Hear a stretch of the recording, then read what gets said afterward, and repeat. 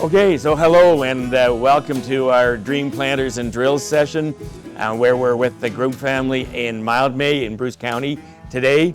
And we're just going to talk about the planting equipment that they use in their mostly no-till operation and give some ideas as to why they've made the decisions they've made in the past and what they might look for in the future if they were ever to change planters again, which I'm sure they will at some point. Again, Gerald, maybe just a very brief history of the farm today. Go back to 78, we purchased it. We farmed with my father and brother, quit plowing in about 1982, went conventional until about 2000. We started our first true no-till planter in 2000. I didn't like the way it was set up, so we bought a planter in a box in about 2003. We moved into a 12-row planter in about 2009, at which point in time it didn't have dry fertilizer on, so we got involved with a strip till unit, then converted into a 12-row, and we've went RTK to finish everything off. Okay, and Ben, just talk about who's involved in the farm today. My father Jared here, and my brother Josh, and my son Alex. And you farm for yourselves, you do some custom work, and you sell seed for one of the companies?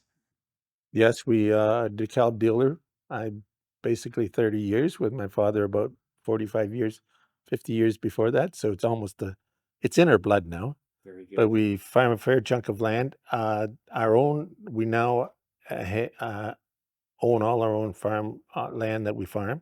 And we probably do custom work for about the equivalent amount.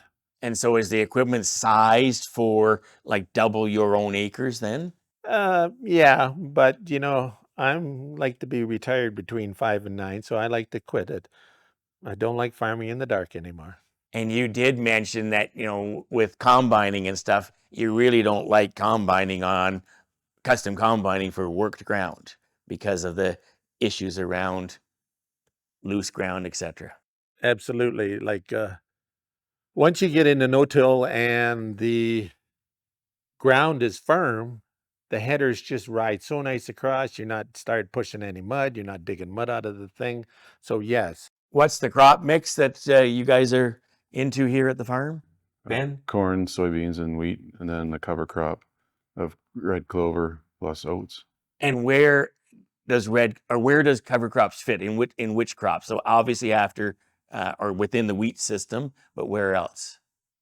We've tried a bit in standing corn, and we're not doing that at the moment. But After the soybeans, you're full into wheat on all those acres.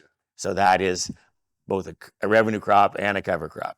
Your land is protected from erosion during the tough part of the year, which is sort of the non-growing season for essentially every acre, right? On the years that work, I'd like to get that try oats in March, just for that period up until soybean planting time, because if you get 2 inches, 3 inches of oats in there, you can plant soybeans in just like planting onto your lawn. And you've got 2 inches of above ground growth, and you've got a web of roots in the ground to hold that soil, is what you're getting at. That's right. Okay. And what soil types do you have? We're basically, I'm going to call it a Hairston. What decision-making process do you use in terms of making a buying decision for a new planter? And whether that's refurbishing a planter, buying a used planter, buying a brand new planter. I'm trying to figure, well, looking at the price of planters, I don't know if there'll ever be a new planter. Because unless you twist the frame or something, you only get to plant that crop once. Let's do it right. So the planter is very well maintained before, the same as the drill, as good as you can maintain a drill. Okay, so you're saying that as you would expand, and let's say you wanted to go to 16 row, not, it just doesn't fit for what you're doing. It just doesn't fit. Okay. And that maintenance is extremely important because you don't want to have a replant scenario. So how often have you had a replant scenario compared to neighbors in tough springs? The only replant we've done was we did 5 acres of soybeans 2 years ago. but it's essentially zero Yes. over the course of time. I don't remember. Yeah, actually, there was something stupid went on back there, but that had nothing to do with no-till that I know of. No, it was not. No. Okay. And you have changed planters quite a few times in this period of becoming your current state. And what else in the system changed as a result of changing that planter? Like, did it change tendering? Did it change harvest equipment, trucking, or what else in the system changed as that new planter got? Because you went from the 8-row to the 12-row. What else did that create? I think it was just time saving because we were running a 6-row and we were doing a lot of acres. I guess what this is getting down to is your equipment for no-tilling, planting wise, different than what the average conventional guy would use today. I'm thinking, Gerald, we've talked before in the beginnings of the innovative farmers and stuff. Farmers spent all winter long in the shop adding every gizmo they could to those planters, right? And now it seems to be we're taking stuff off the planters, and that's true for both no-till and conventional.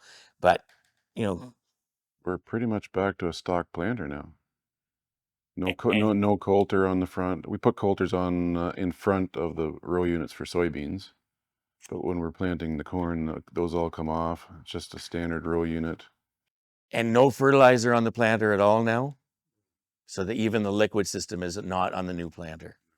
Okay. It was on the new planter, but we did a massive fertility or fertilizer challenge back here with all dry, liquid dry. Oh, I remember that. Yeah, and it come out that it wasn't bring us anything to the table, so it got taken off.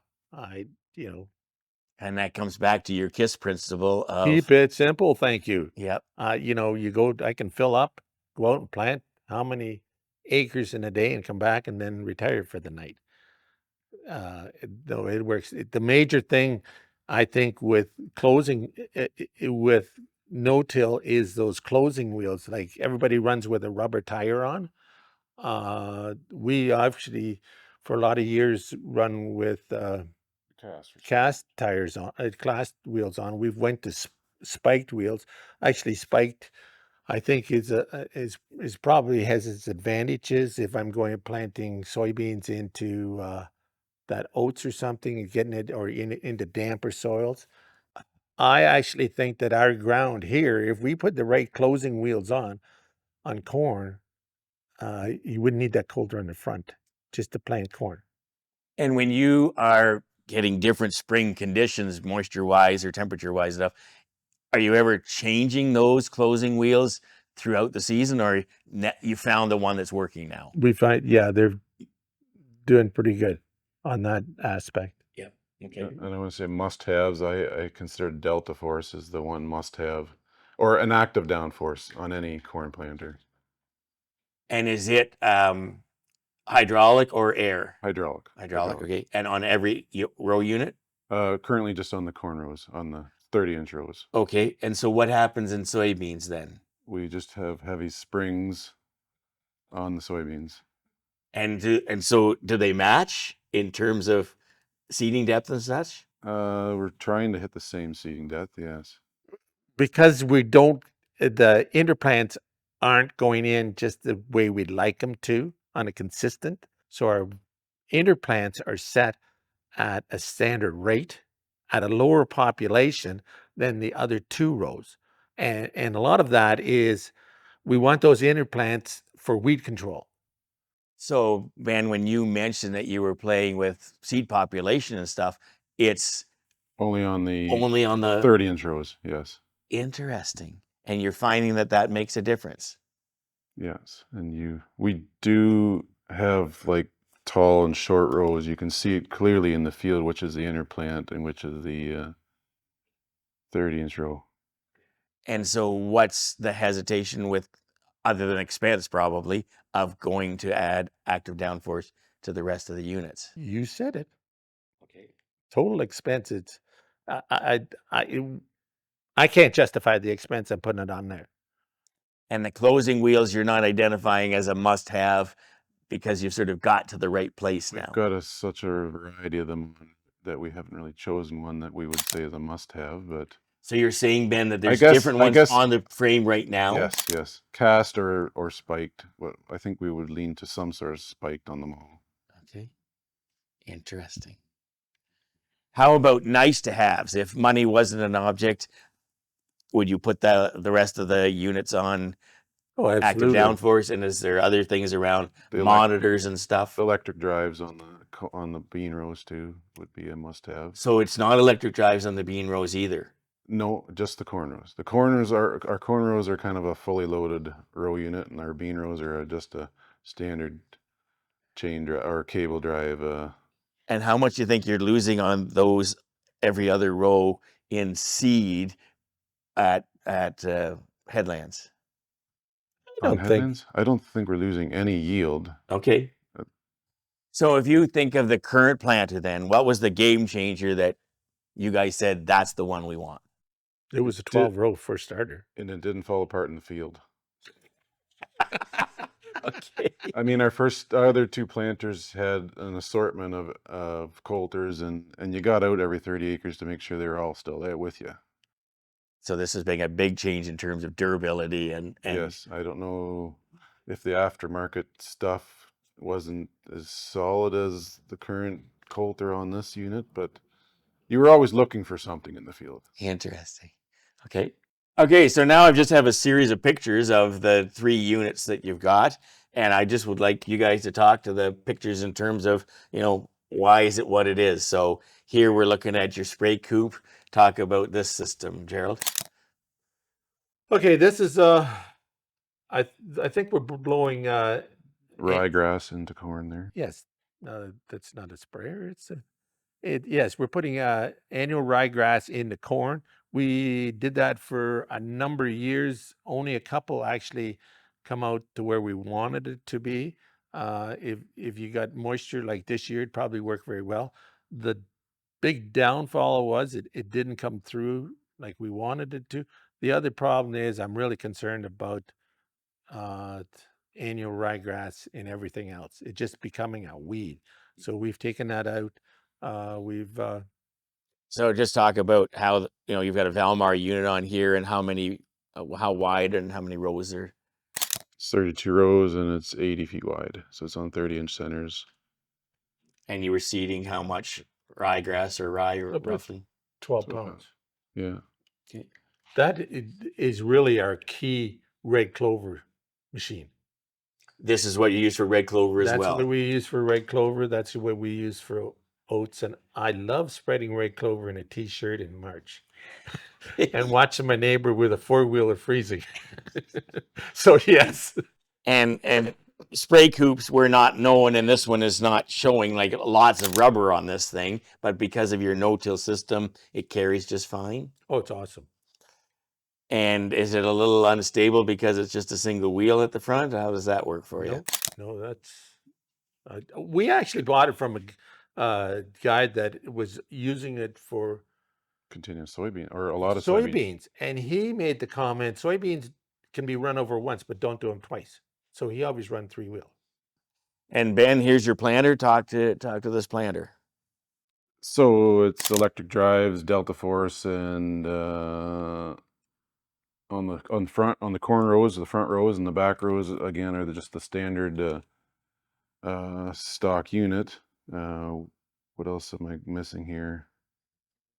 No, Single disc opener, double disc They're opener. double disc opener. But no, you talked about in one of the crops you had another disc up front.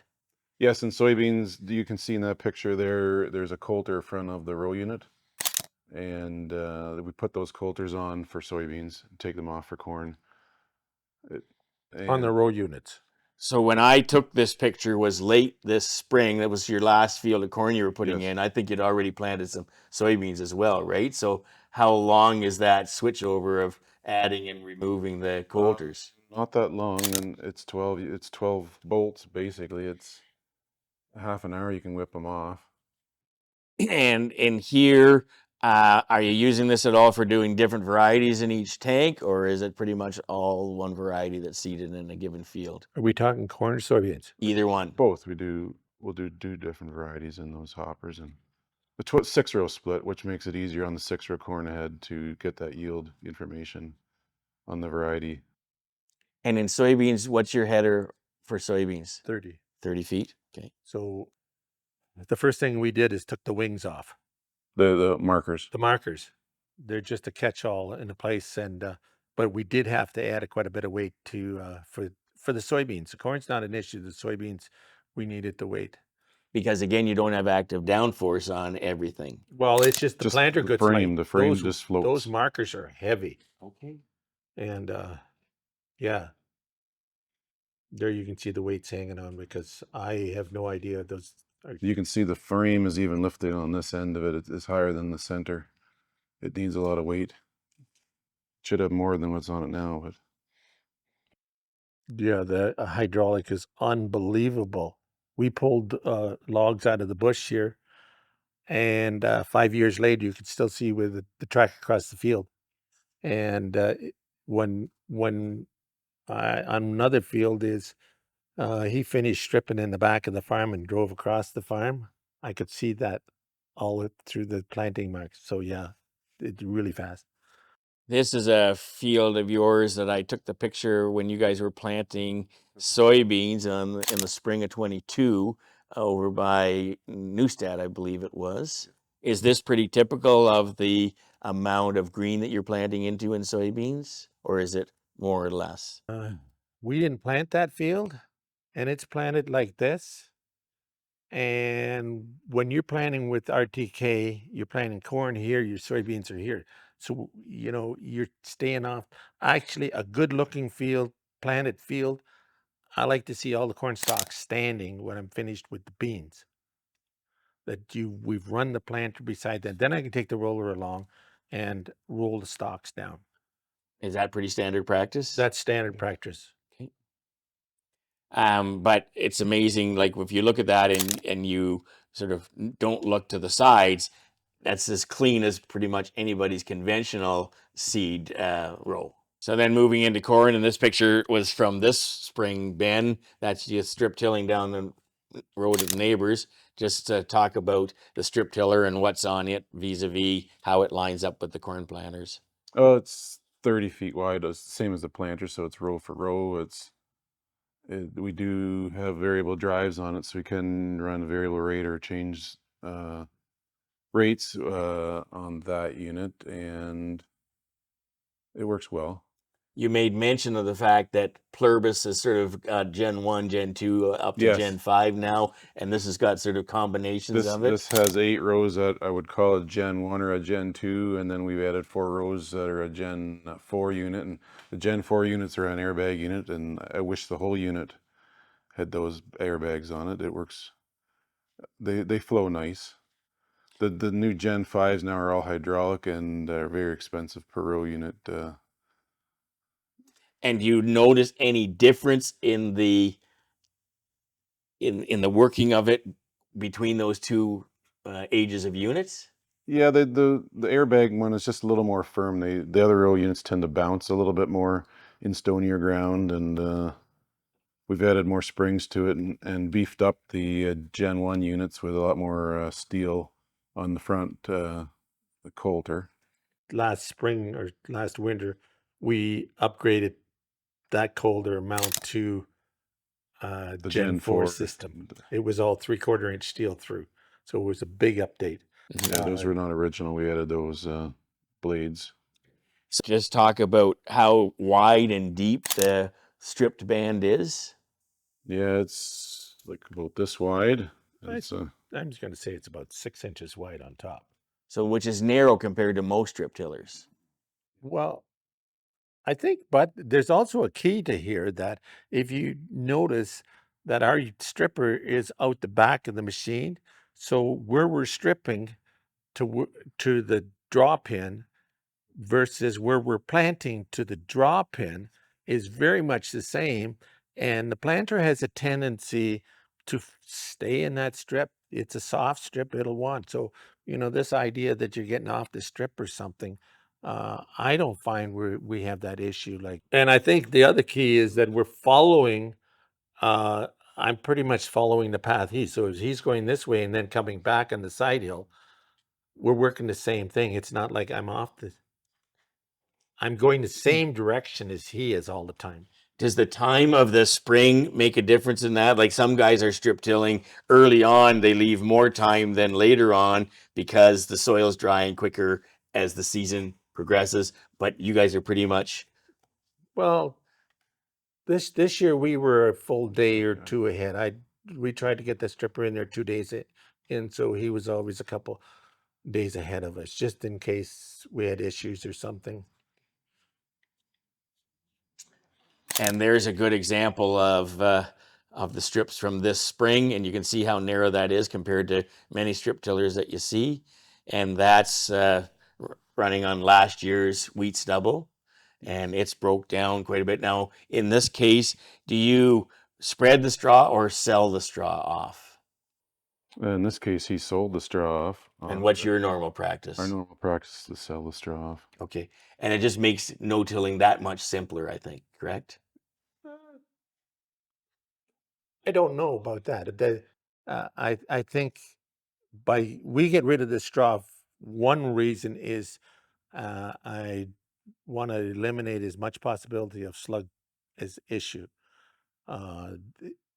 That's one of the main reason. It's also a little bit of income for me to put my potassium back on, because the straw, it pretty much equals out my fertilizer cost at that point. So cash flow really helps there. Okay, and how big is slugs in your system? Because again, that's a complaint that often people worry about reducing tillage because of that concern. Years ago, yes. Now now to touch wood, now that we have a chaff spreader on, which is a must, it's very much different. Okay. Yeah. And this field, I think, is right out back here. Yes. The spring before, just after the crop had started to emerge, and those bands look a little bit wider to me. But maybe that's just because it was that into wheat stubble. I guess it was, Yeah. eh? It'd have to be in a wheat stubble. Yeah. Okay. What past planter decisions have been a problem or wrong that others might steer away from in the future because of your advice? I think if you had the option to go on the frame-mounted coulter versus a row-mounted coulter, it takes the load off that row unit. I think is if you can choose that option. But that's the one thing they've always said: don't put them on the frames, because you can't. On the frames, as the planter goes up, you're not getting that Preciseness. and they always say you want the coulter a 1/4 inch above where your seed set is. And we've planted for a lot of years, and he's exactly right. That's the way I'd really like to have it on the frame, but everybody is pushing against that. Any advice to other people if they're thinking about upgrading or buying a new planter from your experience? You talked about the active downforce and that other things that you think are important for people to dial into their buying decision. When you're working with no-till, to me, those closing wheels are where you have to focus at. So seed singulation, closing wheels at the end. Very good. So anything next steps for the planter? It'll be a few years off, I think, before we decide to put actual downforce on the closing wheels to actually, that'll be a big step. I think I'm not certain whether that'll be a step or actually going hydraulic on the interplants. So let's talk a little bit about the drill setup that you use for cereals. 1860 with that same air cart, that FlexiCoil 1330 air cart, pitched on the back of it. Single disc openers with the single fertilizer and wheat in the same trench. So can you vary the rate of fertilizer and keep the rate of seed the same as you cross your Yes. maps to see differences in the fertility? Yeah. Okay. Do you ever use that unit without wheat as just a fertilizer applicator that gets fertilizer into the ground? Just on the strip till, like it's the same. Understood. Yes. But in terms of using No, that no. that unit, okay. So on the soybeans and the wheat, where does the P and K fertility? How does it get into the equation? K comes after wheat. So we're soil sampling as soon as the wheat is off.